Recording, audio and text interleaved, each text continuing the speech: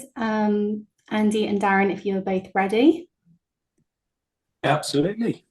Perfect. So for those of you who don't know me, my name is Hannah. I'm the Assistant Race Director of the Jersey Triathlon, and I work for 3D Events, who is the organising company. With me is Andy and Darren from the Jersey Triathlon Club, and they are our race directors. So this briefing is really just to run through how Sunday's going to go, all the things you need to know before you race, and it's your opportunity to ask any questions. We do ask that you put the questions down in the chat for us, and we'll get to those at the end. So we'll kick it off with some timings for tomorrow. So tomorrow is your race pack collection and your bike checks. So for our standard, our relay and our aqua bike, your time slot to collect is 10:30 to 12:30. So near where the race is happening, there'll be a big marquee in the car park, and that's where you head to collect your race pack and also get your bike checked by Big Maggie's. Once you've had your bike checked, you'll get a little blue sticker put on your bike. Please keep this on because that is your entrance into transition tomorrow. If for whatever reason you can't make race pack collection, please just let us know and we can sort you out with an alternative time. So what is going to be inside your race pack? So here is a little photo of one of our 2026 race packs. So inside you will get your swim cap. So this will either be a red swim cap for wave 1 or an orange swim cap for wave 2. Please just double check that you've got the right swim cap. If you would like to swap waves, let us know and we can swap out your hat. You'll also have your tattoos, your bike stickers, your race bib, and also your timing chip. Your timing chip goes around your ankle, and it's really important once you've finished racing, you give that back to us at the finish line. Now I'm going to hand over to Darren to go through a couple of other things. Thanks, guys. So race passes, as expected, it's a BTF validated race, so you must have a race pass or be a British Triathlon member to be able to race. When you come on tomorrow to collect your pack, please make sure that if you're a BTF member that you bring a copy of your membership card to you. We all know they're electronic, so just a screenshot of that will be absolutely fine. If you have purchased a race pass through Race Nation or the British Triathlon site, don't worry about that. That'll actually be marked on the envelope when you come to collect your registration pack. So if you're not sure whether you do need a race pass, if you contact 3D Events via the Jersey Triathlon website, and the guys there will obviously help you out to let you know whether you do need one or don't. So, okay. Weather-wise, I'm sure we're all incredibly glad to see the temperature has dropped quite massively. So quite a nice temperature on Sunday, 23 degrees. Is a chance of rain on Saturday morning. Less than 50%, but all I would say is obviously if it does rain, the roads could be wet. So just when you're on the bike, just take a little bit more care than you would do, especially going around corners, that sort of thing. So, but the weather looks good. Obviously, make sure you stay hydrated. Please drink your electrolytes and those sorts of things. Keep water with you in transition on your bikes, but just make sure you keep hydrated throughout the race. Timings for transition. So we'll look forward to seeing you bright and early at 5 o'clock in the morning. That's when transition will open. It will close at 5:40 and there will be a hard 5:40 close. So please make sure that you arrive with your bike, your helmet on, ready to go in. Your bike must have the blue sticker, as Hannah's already mentioned, but transition will close at 5:40. What I would say is for the bike, the relays, is that your bike needs to be in transition during that period as well. Cyclists, your runners can then go off. They don't need to hang around, but the bikes still need to be in transition in between 5 a.m. and 5:40. For the swim, so both the wave one, the red hats, and wave two, the orange hats will be called to transition at 6 a.m.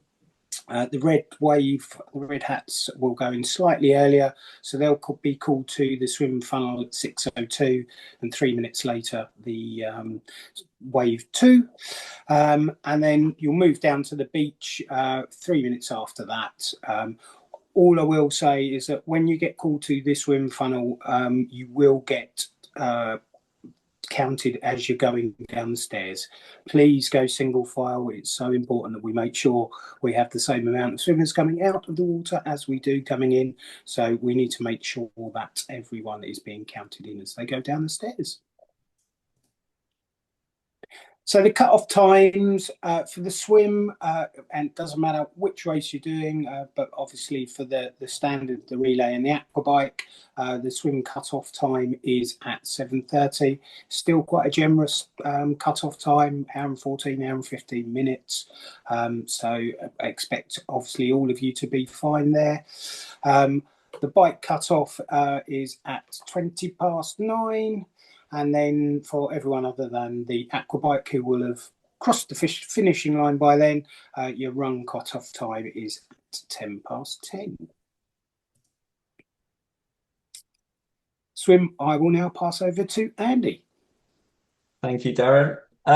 Yeah, as we said before, on the way down to the swim, as Darren said, just take it single file so that we can count everyone in and out. You should be with people with the same coloured hat as you. So the first wave, which will start at 6:15, will be red hats, and then a minute later, wave two will set off with the orange hats. Wetsuits will be optional. We're in that sort of zone where they're optional. I think sea temperatures around 17 to 18 degrees, so you don't have to wear a wetsuit. But you can. If you're a bit nervous before the start, or particularly in wave two, and you don't want to get caught up in the melee of the start, just hang back a few seconds and give yourself time. We've got plenty of water cover out there for any issues, but we'll come on to that in a minute. So everyone on this call should be doing the standard distance, which will be 2 laps of the 750 course. Depending on where the tides are, the bottom buoy, you may be, hopefully be deep enough, but it may be a bit of an Australian exit where you come out, run around the buoy, and then back in the water going in for your second lap. We'll move on to the course in a moment, but the course is an anti-clockwise course. So every turn point, you should have the turn buoy on your left shoulder. If we move on, Hannah. So this is a summary. So we're looking at the course that's on the left of the page here.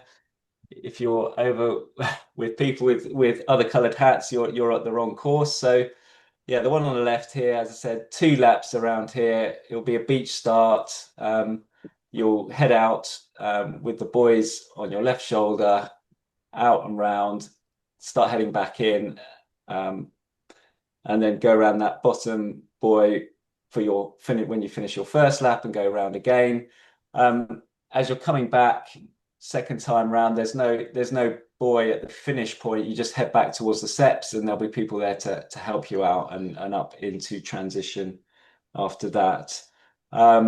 There's lots of water cover. We've got kayaks, canoeist boats, RNLI there. So the protocol is if you're in sort of uncomfortable, any sort of distress or anything, just roll onto your back and put your arm in the air, and we'll have someone over to you as soon as we can. So just a couple of other bits to touch on as we move on to the next slide. This is an image just showing the course. Sorry, we can just quickly look at that. So you flick back, Hannah, sorry, one, if you can. So you see here, these are the swimmers coming back in and about to head out on the second lap here.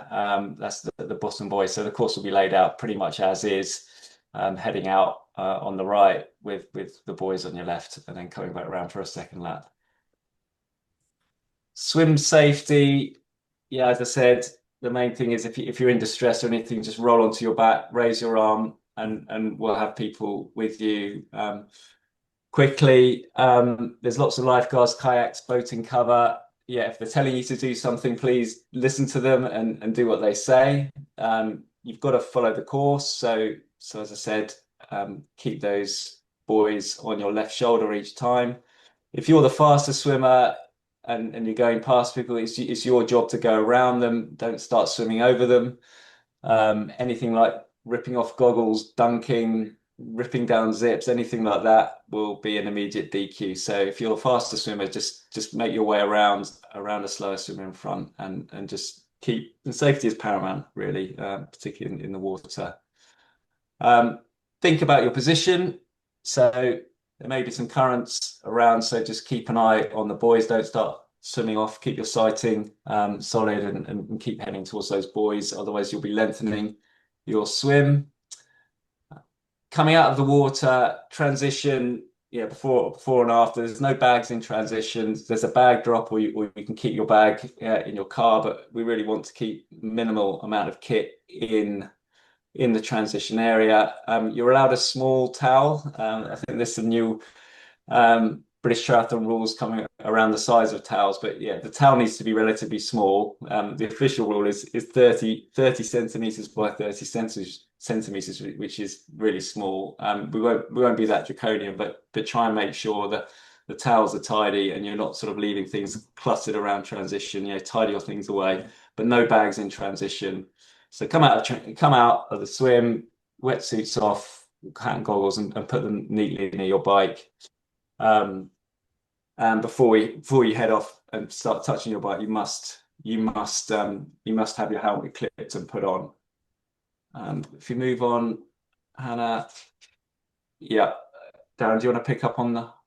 Yeah, I'll pick up on the bike. Just one thing I want to say on the swim, though, is this year the tides, although it will be high tide or just past high tide, it's quite a low high tide. So for those of you that have done it in previous years, you will know that we usually start as a deep water start. Actually, this year we will be starting from the beach, and there'll be a run into the start. So yeah, just to let you know. So as Andy said, when in transition, before you're ready to touch your bike, you must have your helmet on first. We will have 3, 4, 5 people in transition, keeping an eye out on this. Please follow the rules. We want to make sure that everyone gets out onto the roads in safety. If you will, the bike out of transition and to the mount line, that's located on the main road, so the dual carriageway. So you come out of transition, head towards the main road, turning right, and then the mount line is to the left of that. When you're on the course, please follow the arrow marked route and ride within your limits. As I said, if it is wet, please just be careful. I'll come on to some specific areas on the course for those that are unfamiliar with it. But yeah, ride within your limits and just be careful if it is wet. When you return back into transition, rack your bike first, obviously take off your helmet and then get your shoes on and ready to go on to the run. So there's some rules and the safety. So first and foremost, never cross the middle of the road. So other than the avenue, absolutely all of the roads are open roads. There will be other users, cars, people, horses, there could be anything out there. But if you cross the middle of the road markings and you are seen, there will be an immediate disqualification. We are asking our marshals, and there are draft busters on the course, to keep an eye on that. So please follow the rules of the road. I've said previously, but if it is wet, just ride within your limits and slow down. Obviously, obeying the rules of the road, because it is still an open road. There is no littering, no intentional littering, I would add. But and again, if that is seen, it would be an immediate disqualification. There's no drafting, so 10-metre gaps, and there is a slide in a minute we'll come on to, but there are going to be draft busters on the course, so they will be looking out for that, and we'll follow the rules and that sort of thing. Obviously, listen to the marshals when you're coming up to junctions, etc. There will be honorees on most of all of the junctions where you don't naturally have right of way, but please listen to the marshals. And I think the most important thing for everyone is, if you have an injury or you see an accident, please stop and assist someone until the marshals are aware of it. And if you do retire, please let one of the marshals or the race team know at the start so that they're aware that you have finished the race. So areas to just be careful of. So as you're heading down to the 5 Mile Road at Lemoy School, there's a raised crossing. There's actually 2 along there, one at Lemoy School and one a little bit further down. So just be careful in those. You've then got the turn at Le Poulant, so just past Lemoy Garage. It's a right-hand turn. Again, there will be honorees there stopping the traffic, but it is a 90-degree turn into going down towards Le Poulant. And then, obviously, again, for those that are local, will know, but those that not, as you're flying down the hill towards Le Poulant, it's a really, really sharp hairpin bend. So please ride within your limits on there because it can be quite dangerous. Thank you. And then the only other real hairpin on the route is at Route de Landes to Route de West. Again, you'll be coming down towards the top of Latac Hill, and you follow that down. It's a sharp hairpin bend, and as you turn around and go back up the other way, it's uphill. So for those that haven't ridden it, get ready, get yourself into a lower gear so that you can get back up that hill. But it is, again, a downhill into a hairpin bend, so please take care. And then the final one to just highlight is as you're starting to go down into St Peter's Valley, so you'll come through St Mary's, take a right to go down to St Peter's Valley, you go into Route de la Roseraie, and there is a sort of corner. It's not a particularly sharp corner, so you can take it quite quickly, but literally just around the other side of that corner there are a rumble strips. There's 3 granite rumble strips that if hit can be quite devastating. There is, for those that haven't cycled it before, there is actually a little gap to the left hand side that you can fit down, but it is only wide enough for one bike, but you shouldn't be drafting anyway, so it should be fine. And then the usual bit for Belroyal, as you come down to St Peter's Valley, you get to Belroyal. There is, as you can see there, where the A11 is, there's a little, what's the word I'm looking for, Andy? A sort of junction box in the middle. You can go straight across that if you want to. Keep to the left-hand side of the road until directed to get back onto the right-hand side of the road. So effectively, you'll be going down the avenue the wrong way. That will be at the Burger Bar. You will be asked to turn onto the other side. One thing I want to highlight here that has not happened in previous years, but and some of the local riders may well be aware, but there have been emergency roadworks taking place just by Belroyal School. So where the red arrow is pointing to the A11, just along there. The organisers through the event have been working so closely with Islands Energy, Group behind the scenes to make sure that the works are resolved ahead of this event. There are temporary traffic lights, and they will remain in place up to the lead up to the event. However, they will be removed for the duration of the event, and the road has already been temporarily infilled and reopened to allow our event to continue on the original route. All I would say is, due to the temporary nature of the road surface, obviously it's not the normal road surface that will be there. You know, please take extra care when you're going across that area. We'll have a marshal there with a red flag, waving to let you know that section of the road is coming up, and give you advanced warning. But as I say, please take extra care along that section, because it isn't the standard road surface that you would expect. So thank you for your cooperation on that. Mentioned drafting. For most people, you will have seen this, but effectively, you've got a 10-meter drafting limit for the sprint and standard. Effectively, you can see where you are drafting and not drafting. So the green at the back is not drafting, but the red one is drafting the lead bike. Also, please be aware of blocking. So what the yellow bike there is doing is stopping the green bike from coming out and overtaking. You basically have 20 seconds from coming into that draft zone to get past the lead bike. If you don't, you need to drop back. And if the lead bike gets overtaken, they then need to drop back to that 10-meter group area. Penalties for this: if you are caught drafting and intentionally drafting, the draft busters or the marshals will let us know, and there will be a 2-minute penalty, which you will be asked to undertake in transition when you come off the bike.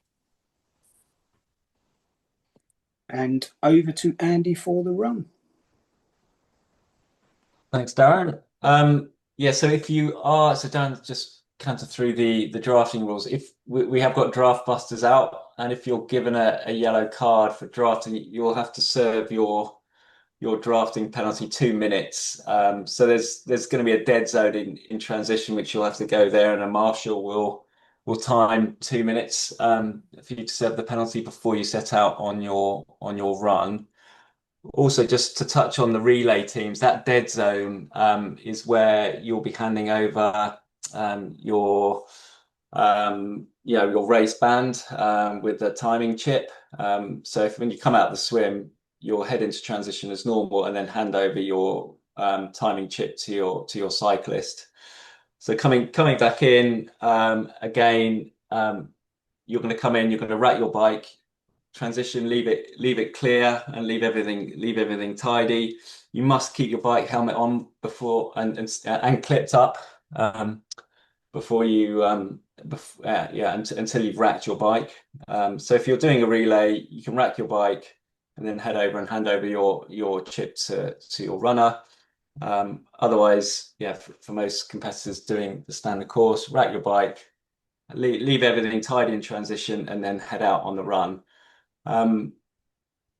The aqua bike, there you don't finish in transition. You still rack your bike, and there's just a short.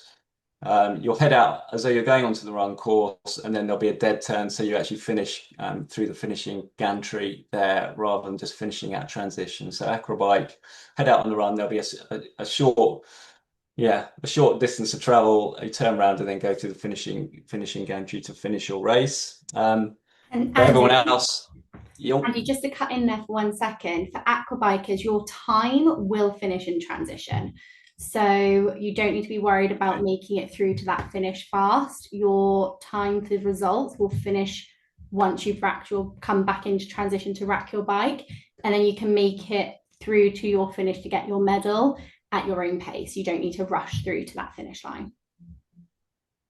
Okay, thanks, Hannah.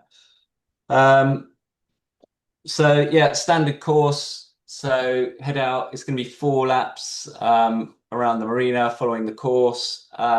you'll get a wristband. So it's your responsibility to count your laps, but you'll get a wristband at the end of each lap. So once you've got 3, you'll be on your final lap, and then you can just get around there and make yourself or get yourself down to the finishing gantry to get there.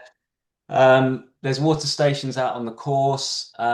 Please, no littering anywhere apart from there. There will be a drop zone, which is going to be about 200 meters after the water station. The other thing, there'll be sponges. Again, the sponges can only be dropped in the littering zone, in the drop zone, nowhere else on the course. That will count as littering and can result in a disqualification. There's toilets available. There's going to be 2 toilets in transition, and then 2 out on the circuit near Harbour Reach. For the run, if you're using a race belt, the race number should be on the front for the run. And that's it.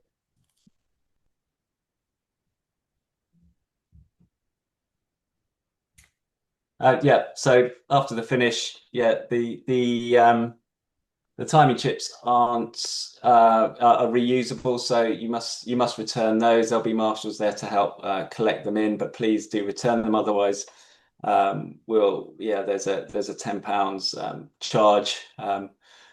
Going back to transition, we'll try and open earlier if we can, but just be aware that there's going to be people still getting through transition, coming back on for the run, especially if you're up towards the front of the race, and there's different distances, different people at different paces. So just be aware that we'd ask you just to respect the fact that other people are still racing, and we'll keep transition closed until we're able to open it and everyone's through. So just be aware. And we can make exceptions if people are traveling or trying to get away, but you'll need to speak to me or one of the other marshals at transition, and we can try and help you out in that case. So enjoy the race. Prize giving will be at the main event marquee at 11:45, and good luck. Perfect. I think we've got a couple questions which have come in during that. If anyone else has any questions, please just pop it in the chat and we'll quickly run through some. So, I think people are having trouble joining this call. Okay, for those who are having trouble joining the call, it will be also sent out this evening, the recording. So everyone should receive one as well this evening, just in case you want to re-watch. If someone says there's no bags in transition, is there somewhere to leave them once empty? Our transition stuff? Yes. So the main marquee where you were collecting your race packs tomorrow turns into a bag drop on Sunday. So once you've put all your stuff in transition, once you're happy with that your stuff you need is in transition, you can then pop your bag to our team in bag drop and they will look after it until you have finished. Also next to that marquee will be a massage marquee. So once you finish, if you would like a quick massage, you can line up there and get one. Someone says, how do the transitions work for the relay teams? So like Andy covered, there will be that dead space within the transition area for your cyclist and your runner to wait. Once your swimmer comes out, they'll have their ankle tying chip, they'll take it off, pass it to the cyclist, and so on and so forth for the runner. So someone's asked Andy about the swim. Please, can you recap at the end? Does the swimmer need to come back to the beach on the end of the first lap or just swim around the buoy? So at the end of the first lap, the bottom buoy, you'll need to get around it. So depending on where the tide is at the time, it may be on the beach or very shallow. So you do need to get around the bottom buoy for the first lap, but you don't have to get to the bottom buoy on the second lap. You just head straight for the steps. Hopefully that covers it. You have to keep the rectangle. You have to go around the rectangle at all times, but it's just the bottom buoy, as Andy said, that sort of makes a triangle at the bottom that you don't have to go around the second time. Someone else, Darren, for you, has put, is there any leeway in crossing the middle of the road on the tight Battle of Flowers hill? No, unfortunately not. You can get round that corner. You just have to, race within the road rules. So please just take care. It is a tight corner. But if you take it, go on the middle of the road and, when you're going around that bend, go to the middle of the road, the other side. But it's possible. Still at half decent speed. Perfect. Someone else has put, can we rack bikes tomorrow when collecting race packs? Unfortunately not. So you do need to bring your bike down to be checked, but you will need to take your bike back to where you're staying that night and bring it back with you Sunday morning. Unfortunately, we can't have any bikes left on site overnight. Someone else has put, can a family member pass extra water or splash you on the run course? I think splashing would be all right. Yeah. But really, I mean, the water, there should be enough water available for the water stations. I mean, you shouldn't really be trying to get outside assistance. I'm sure a bit of splashing will be fine. And just probably one other thing to note about sort of family members, transition is for athletes only. So yeah, we can't have family members and other people going through. It's athletes only in transition, I'm afraid. Mm-hmm. And then someone's just asked about what happens if you're outside the cutoff for the run. This is probably one I can answer. So with our cutoffs, we do need to be tight on our swim cutoffs due to the tide, and also our bike cutoff due to honorary police and marshals out on the roads, and also having the avenue closed. We can be slightly more flexible on the run course cutoff because it's on a closed area. However, we do have the juniors starting off shortly after 10. So we'll monitor it. We want you all to succeed and achieve your triathlon, and we're going to do everything we can to help make you cross that finish line. Somebody's just said, do we return on the right side of the avenue? Yeah, so you'll come down from St Peter's Valley, you'll cross over onto the avenue. You will go down the left side, so you'll sort of follow Bellroyal Motors around on the left-hand side of the normal roadside until you get to the Burger Bar. And there's that right-hand turn that allows you to go into the car park at the Burger Bar. At that point, you will be directed to go on to the right-hand side of the avenue, which is shut. But on that, make sure you are still on the left-hand side of the right-hand side of the road, because there could still be cyclists coming the other way. Mm-hmm. And then somebody else has put, can we use a small basin or tray in transition to hold stuff? Unfortunately not. No. I mean, I'd recommend leaving some extra hydration or nutrition in transition, but we're really trying to keep it. There's a lot of people in there. It's quite tight, and we just need to minimize the amount of superfluous stuff that's in there. And then somebody else has put, will the bike course be clearly marked, and do we need to learn it beforehand? No, absolutely clearly marked. Anywhere so there will be arrows, and it's very clear to see. But at any point that you have to turn off of a specific road, there will also be marshals and/or honorary police there to direct you. So it's very clear. I believe the course has been marked out today. So if anybody does want to do a quick recce tomorrow, or not a quick recce, but a cycle round tomorrow, the sign should be out there. They're big, large, fluorescent yellow background signs with a black arrow, and they'll be pointing you on your way. It was also shared, it's also on our website. There is an interactive route which you can download to your Garmin or your Strava phone. So again, if you want to study the course beforehand, that's probably the best map for you to study. Sorry, Darren, someone else is just questioning around that Burger Bar turn coming back in. I just think there's some confusion around that. Okay, so I tried to think the best way to explain it. So where the bus crosses from the coast road into the inner road, effectively there you would cut across from the inner road to the avenue, and then you would be on the left-hand side of the road. So follow the normal side of the road until you get to the burger bar. Probably not explaining it very clearly, but Andy, Hannah, jump in if you. I think with it, so like Darren's saying, when you come down, you'll cross through where those buses normally enter and exit the avenue, and then you can't cross straight over back to the closed side of the avenue. You need to come first down the right side and then cross over. So you do need to use that tight turn for the burger bar. It will be marshalled, there will be honorees directing you, and also that area is still closed, so there should be no cars coming your way. Somebody else has just asked about the wristbands. So like Andy said, the wristbands will be as you finish a lap. So for standard and standard relay, you will need 3 wristbands. So there'll be volunteers handing them out. So they'll be stood with the wristband already out. You just need to grab it, pop it on your wrist, continue on your lap, and do that until you've got 3 on your wrist. And then you can complete your lap and finish through the finish line. There will be buckets before you exit the finish, just for you to throw your wristbands back in the bucket. Is there any other questions?